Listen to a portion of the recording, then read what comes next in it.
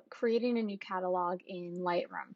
And the reason that we want to create a new catalog every time we open Lightroom Classic is because it allows us to better sort our files, for one. It's also safer. Typically, Lightroom Classic stores your images and your edits in a kind of separate folder within Lightroom. And the problem with that is, should somebody else log into that computer, they could potentially access, edit, and worst case scenario, delete your photos, which of course we do not want. The other advantage is when we do this, we can pick where we place that catalog. And so I encourage you to use an external storage device, such as that flash drive that came in your kit. And this way, should you need to work on your images, you can take that and apply it and plug it into a different device and still work on your photos. If somebody's at your computer in a different class, something like that, it's much more portable. So what we're going to do first is we're going to go and we will open Lightroom Classic. So I'm going to click that. It's going to bounce and think. And now what I'm going to do, you should see a pane that looks something like this. And I'm going to go File, and I'm going to hit New Catalog, and I'm going to pick where I want that catalog to go.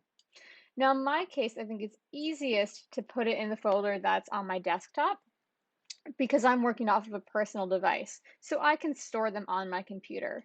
So I'm going to find the folder with my name, and then I'm going to call it Yellowstone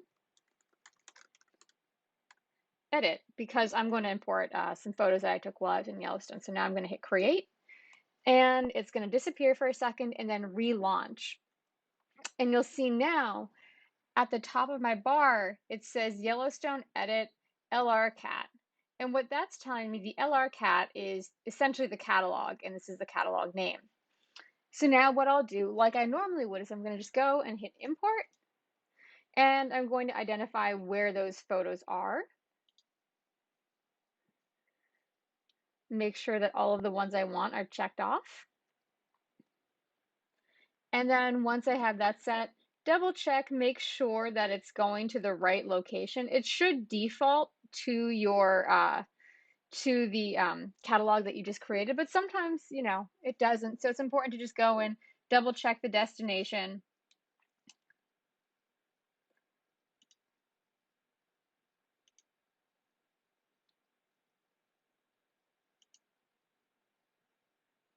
And I want Yellowstone Edit. And so that's where I'm going to import.